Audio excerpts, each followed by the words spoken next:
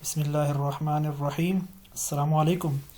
सो आज हम DAA के एक और लेक्चर के साथ हाज़िर हैं जिसमें हम सीखने जा रहे हैं ग्रीडी एल्गोरिथम्स। पिछली चंद वीडियोस में हम देख रहे थे डायनामिक प्रोग्रामिंग को।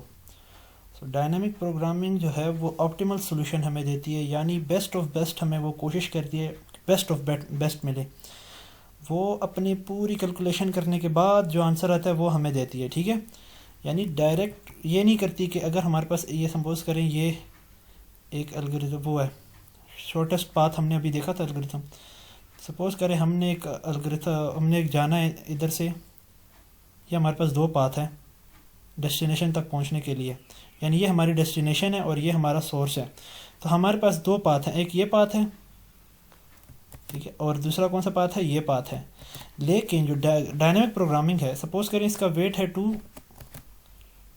वेट है, इसका 1 वेट है और इसका 1 है, और इसका वेट है 3, इसका 1 और इसका 2। सो अब देखें तो इनमें से जो सबसे कम वेट किसका है वो है इस वाली का, इसका 5 है और इसका वेट है हमारे पास 6। तो अगर हमारे पास डायनामिक प्रोग्रामिंग है तो वो क्या करेगा, सब सोल्यूशन को देखेगा, इस सोल्यूशन को भी देखेगा और इस सोल्यूशन को भी देखेगा। इन दोनों में से फिर वो कौन सा लेगा, ऑप्टिमल सोल्यूशन लेगा।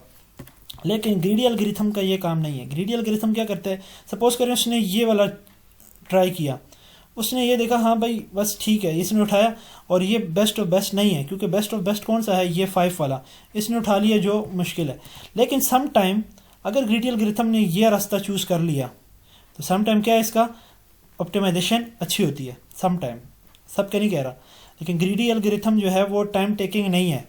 लेकिन इसने एक तुक्का मारा, ये तुक्का गलत हो गया, ठीक है, तो मतलब टाइम टेकिंग नहीं है, बस जो उसके नज़रों में आया वो उठा लिया। लेकिन जो डायनामिक प्रोग्रामिंग है वो टाइम टेकिंग, क्योंकि वो ईच एंड एवरी सोल्यूशन को देखता है, उसके बाद जो बेस्ट ऑफ बेस्ट सोल्यूशन है उसको लेता है। तो best of best solution find करने के लिए हम लोग डायनामिक प्रोग्रामिंग को यूज़ करते हैं, और जो ग्रीडी एल्गोरिथम को यूज़ करते हैं वो किस लिए यूज़ करते हैं, कम टाइम के लिए। चलिए अब ये आगे देखते हैं। सभी तक जो सो फार हमने पढ़ा है वो है सिंपल रिकर्सिव एल्गोरिथम, यानी जो हम iterative sort, divide and conquer और नॉन कंपैरिजन सॉर्ट हमने पढ़े, ये सारे इस कैटेगरीज में आ गई। फिर हमारे पास आती डायनामिक प्रोग्रामिंग जो अभी हमने स्टडी की। इस डिवाइड एंड कनकर में हीप भी आ जाता है, ठीक है, और हमारे पास ट्रीज भी आ जाती है, यानी BST हमने देखी थी। तो ये सारा हमने अभी तक कवर किया, डायनामिक प्रोग्रामिंग तक हमने कवर कर लिया। अब हम आगे देखने जा रहे हैं ग्रीडी एल्गोरिथम्स, जो हमारा आज का टॉपिक है। पहले इनका फ़र्क देख लेते हैं। अभी मैंने आपको ग्रीडी एल्गोरिथम के बारे में बताया कि ये ऑप्टिमल सॉल्यूशन कभी कभार देता है, लेकिन डायनामिक प्रोग्रामिंग जो है वो हमेशा ऑप्टिमल सॉल्यूशन देता है। सो डायनामिक प्रोग्रामिंग क्या चीज़ है, हमारे पास डिफरेंस देखते हैं इनका। We make a choice at each step, हमने ईच एंड एवरी स्टेप इसका कैलकुलेट करना है और फिर फाइंड करना है कौन सा। Choice depend upon the solution of sub problem, ये डिपेंड करता है सोल्यूशन के सब प्रॉब्लम पे। बॉटम अप क्या मतलब, जब हम स्टडी कर रहे थे मेरे ख्याल में लॉन्गेस्ट कॉमन सबसीक्वेंस में, तो हमने आपको बताया था कि हमारे पास जो सोल्यूशन आया था, यानी 3 जो आया था हमारे पास, आपको भी वीडियोस आप देख लेना लॉन्गेस्ट कॉमन सबसीक्वेंस की। उसमें हमने देखा था कि लास्ट से हम लोग फिर ऊपर गए थे अपना सोल्यूशन फाइंड करने के लिए।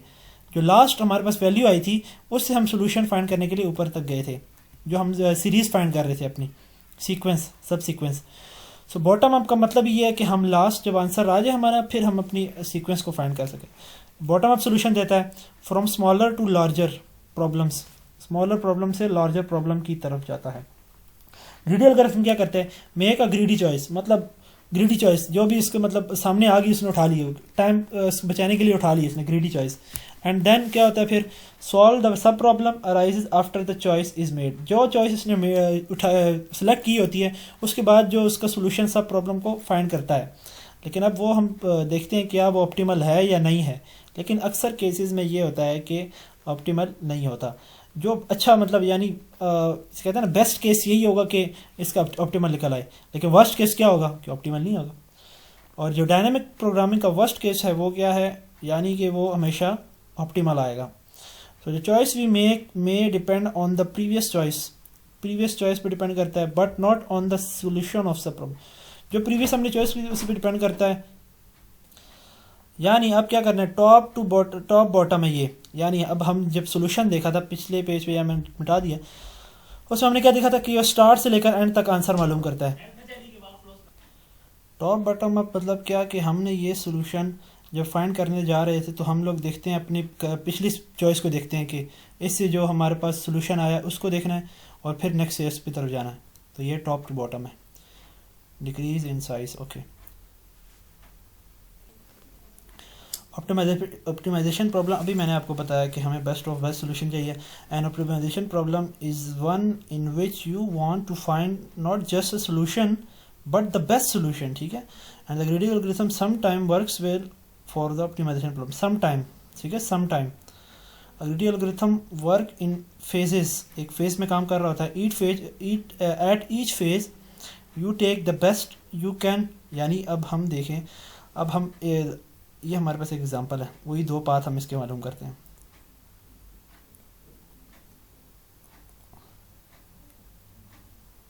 अब एक यहाँ पर 1 है और एक यहाँ पर 2 है, लेकिन यहाँ पर आगे 4 है और यहाँ पर आगे क्या है 1 है, और सोल्यूशन यहाँ पर आ रहा है, यहाँ पर ये है 5 और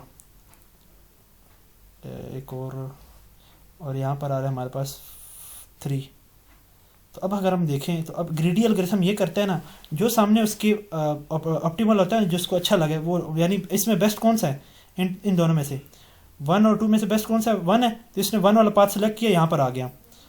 अब इसके पास एक ही पाथ है और वो इधर चला गया, यानी अब इनके हमने वेट को फाइंड करना है, जो इसका वेट है। तो 1 4 5 कितना हो गया हमारे पास वेट, ये डेस्टिनेशन तक जाने के लिए 10। लेकिन अगर हम डायनेमिक प्रोग्रामिंग अप्रोच यूज़ करें तो वो क्या कहता है, इन दोनों में से बेस्ट ऑफ बेस्ट नहीं देखता, वो ईच एंड एवरी सोल्यूशन देखता है, फिर उन सोल्यूशंस में से क्या करता है, बेस्ट निकालता है। तो ये बेस्ट टाइम इसका क्या बन रहा था, 3 बन रहा था, बेस्ट वेट जो इसका बन रहा था। ये ख्याल रखना है आपने कि डायनेमिक प्रोग्रामिंग क्या करता है, बेस्ट सोल्यूशन हमें तो देता है, लेकिन लेंथी प्रोसेस है। लेकिन ग्रीडी एल्गोरिथम क्या है, अगर तो इसने यहाँ चॉइस की होती और यहाँ पर आगे भी 1 होता और यहाँ पर आगे भी 1 होता, बाई चॉइस इसने 1 यहीं चला गया, तो ये हमारे पास ऑप्टिमल सोल्यूशन है, ठीक है। Sometimes so you hope that the choosing a local optimum eight each step, अगर हर जगह पे लोकल ऑप्टिमम देख रहे हैं, ये लोकल ऑप्टिमम है, ये लोकल ऑप्टिमम नहीं है, ये लोकल ऑप्टिमम, ठीक है। इस तरह you will end up to global optimum, आपने ग्लोबल ऑप्टिमम की तरफ जाना है। शॉर्टेस्ट पाथ हमारे पास इसकी एग्जांपल हम देख रहे हैं। So find the shortest path of V and U greedy method. अब देखिए हमने उसके ग्रीडी मेथड को यूज़ करते हुए शॉर्टेस्ट पाथ मालूम कर रहे हैं। तो अब यहाँ पर हमने ग्रीडी एल्गोरिथम को यूज़ कर रहे हैं, तो इनमें से ऑप्टिमल कौन सा है, 5 3 1 में से 1, हम इस पाथ पे आ गए। इनमें से अब देखें हमने ऑप्टिमल मालूम करना है। ऑप्टिमल अगर आप इसमें से देखें कौन सा वाला है, 2, करंटली ये लोकल है, ठीक है, ये पाथ आ गया। अब इन दोनों में से लोकल क्या है, लोकल ऑप्टिमल कौन सा, 4। अगर आप इसमें देखें तो हमें ये जो है ना, ये ऑप्टिमल दे रहा है सोल्यूशन, लेकिन बाई चांस दे रहा है, सम टाइम देगा। अगर तो यहाँ पर 4 होता, ठीक है, और यहाँ पर हमारे पास होता 8 और हाँ 4 और 6, ठीक है। नहीं, ये भी हमें सोल्यूशन ठीक ही देगा, क्योंकि ये जो ग्राफ जिस तरह बना हुआ है ना, इस सिचुएशन में ये हमें ऑप्टिमल देगा। ये देखें 1 2 4 7 आंसर हमें दिया, ये ऑप्टिमल सोल्यूशन है। शॉर्टेस्ट पाथ फाइंड करने के लिए मल्टी यूजेज ग्राफ को यूज़ करेंगे। Find the shortest path of V0 to V3, V0 ये हमारे पास और V3 ये है इन द मल्टीपल यूजर्स। अब हम यहाँ पर वो एग्जांपल अप्लाई करेंगे कि ये क्या ये बेस्ट है ग्रीडी एल्गोरिथम ऑप्टिमल सोल्यूशन, इस केस में देख लेते हैं। तो अगर हम देखें तो इसमें से ऑप्टिमल ये आ रहा है V2.1 की तरफ, 1.2 की तरफ, ये देखें 1 है इसमें, इसीलिए इनमें से हमारे पास अगर पाथ देखें कौन सा वाला बेस्ट है, ये एक 9 है, एक इसका 16 है और ये हाँ 2 है, तो ये हम 9 की तरफ जाएंगे, ठीक है। अब इनमें से अगर हम देखें तो ये एक ही हमारे पास पाथ आ रहा है, वो है 13। तो अब हम इसको टोटल करें तो हमारे पास क्या बन रहा है, 1 + 9 + 13, ये बन रहा है 23। देखते हैं अब डायनेमिक प्रोग्रामिंग की अगर अप्रोच को यूज़ करें तो देखते हैं क्या इससे अच्छा भी कोई सोल्यूशन है हमारे पास, देख लेते हैं। अगर हम देखते हैं 7 + 4 क्या आ गया, 11 + 12 13 आ गया हमारे पास, बेस्ट ये भी बन रहा था। लेकिन एक और देखते हैं 7 प्लस अगर इसकी ये पाथ फॉलो करें तो क्या बन रहा है, 7 2 9 और ये 1 10। तो हम अगर डायनेमिक प्रोग्रामिंग की अप्रोच के यहाँ यूज़ करते तो क्या हमारे पास आंसर आता 10, लेकिन हमने ग्रीडी एल्गोरिथम यूज़ किया तो ग्रीडी एल्गोरिथम सम टाइम जो है ऑप्टिमल सोल्यूशन देता है, ऑलवेज नहीं। तो इसमें अगर हम देखें तो हमारे पास आंसर क्या आया था 23। इसको सोल्यूशन को फाइंड करने का तरीका क्या है, मिनिमम डिस्टेंस बिटवीन आई और जे, ये आई है और ये हमारे पास जेज है, ठीक है।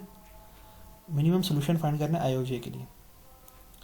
3, 1, 5, 7, ये हमारे पास इनमें से मिनिमम कौन सा, D1, 2, 3 में से D1, D1.2 मिनट 1.1 और 1.3 तक जाने के लिए ये हमारे पास 4 पाथ हैं, 1.1, 1. और एक है 3। So minimum this problem can be solve by the dynamic programming method, ये भी मैंने आपको बताया सॉल्व हो सकता था शॉर्टेस्ट पाथ के लिए और वो हमें बेस्ट सोल्यूशन भी देता, लेकिन इस सिचुएशन में ये हमें बेस्ट नहीं दे रहा। अब हम आगे देखने जा रहे हैं मिनिमम स्पैनिंग ट्री, किसको यूज़ करते हुए, ग्रीडी और एक एज है। सो वेट क्या, weighted connected undirected graph, weight होगा हर उसका एज का और वर्टेक्स जो कनेक्ट होंगे वो अनडायरेक्टेड होंगे। इसमें हमने दो चीज़ें फाइंड करनी, एक मिनिमम एक स्पैनिंग ट्री और एक है मिनिमम स्पैनिंग ट्री, यानी एस के दो चीज़ें होंगी, एक वर्टिस और एक अनडायरेक्टेड ट्री होगा। और स्पैनिंग ट्री क्या है, with the smallest total weight, minimum spanning tree हमें बताएगा smallest total weight. So an example of MST क्या है कि अब हमारे पास ये ग्राफ है 1, 2, 3, 4, 5, अब इस सोल्यूशन को आप छोड़ दें, अब ये सोल्यूशन आपने नहीं देखना, हम इसको फाइंड करेंगे एल्गोरिथम की मदद से। So a graph and one of its minimum cost spanning tree, ये हमारे पास एक पूरा ट्री है, हमने इसका एमएसटी फाइंड करना है, ठीक है। आगे एग्जांपल में देखते हैं इसको।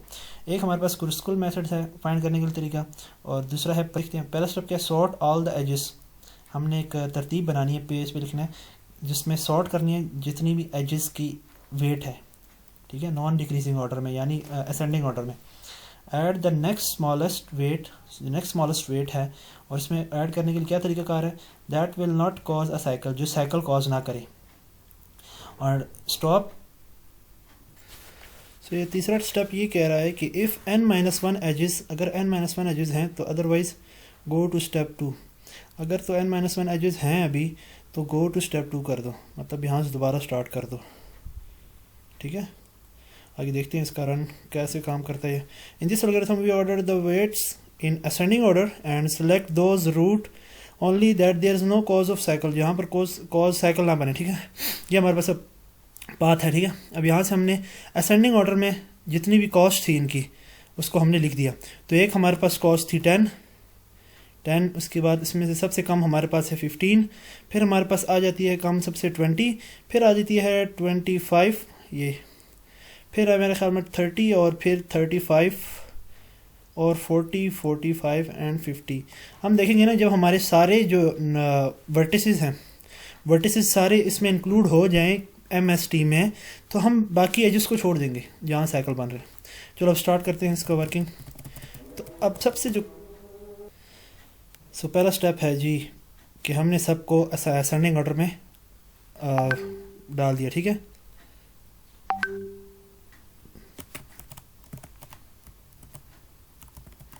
पहला स्टेप है जी हमने सबको असेंडिंग ऑर्डर में डाल दिया, और दूसरा स्टेप हम देखने जा रहे हैं कि अब हम उस एज को कनेक्ट करेंगे जिसमें साइकिल नहीं हो, ठीक है।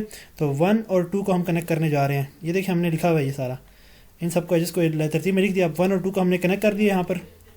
दूसरा स्टेप अब देखो 3 और 6 के दरमियान 15 कम वाला है, ये वाला, अब हम इन दोनों को कनेक्ट करने जा रहे हैं। तो 3 और 6 को कनेक्ट किया, क्या इसमें साइकिल है, नहीं, तो हम आगे मूव करेंगे। अब 20 जो है कम, वो किसके दरमियान है, 4 और 6 के, यानी ये वाला, तो हम ये क्रिएट करेंगे। ये देखें ये हमने क्रिएट कर लिया अपना एजेस वर्टिसेस के साथ।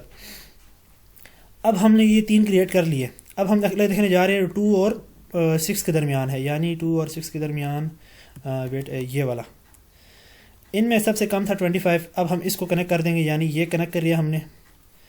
अगला क्या है, वो अगला है 1 और 4 हमारा एज, और वर्टिस उसका जो कॉस्ट है वो है 30। 1 और 4 को अगर आप देखें यहाँ पर इधर देखती है, ये देखें अगर 1 और 4 को मैं यहाँ पर कनेक्ट करूँ ना तो ये एक सर्कल बन जाएगा, लेकिन हमने एल्गोरिथम के स्टेप्स में देखा था कि हम इसमें कोई सर्कल नहीं लिखेंगे, तो ये हमारा नहीं इसमें इंक्लूड होगा, ये इंक्लूड नहीं होगा। 2 और सॉरी ये 1 और 4 इंक्लूड नहीं होगा, यानी इसका जो 30 है इसमें इंक्लूड नहीं होगा। अगला है 3 और 5। 3 और 5 में अगर हम देखें यहाँ पर बनाएं तो इसमें कोई सर्कल आ रहा है नहीं, और हमने इसको कनेक्ट कर दिया। अब यहाँ पर अगर आप देखें, ये देखें रिजेक्ट में लिखा, यहाँ पर अगर आप देखें तो हमने सब वर्टिसेस जो हमारे हैं हमने कनेक्ट कर लिए हैं। मिनिमम हमने कॉस्ट इसकी मालूम कर ली है, मिनिमम स्पैनिंग ट्री, जिसमें हमारे पास each and every edge connect है, ईच और एवरी एज वर्टिसेस कनेक्ट हैं with edge that have no circle, इसका कोई सर्कल नहीं है।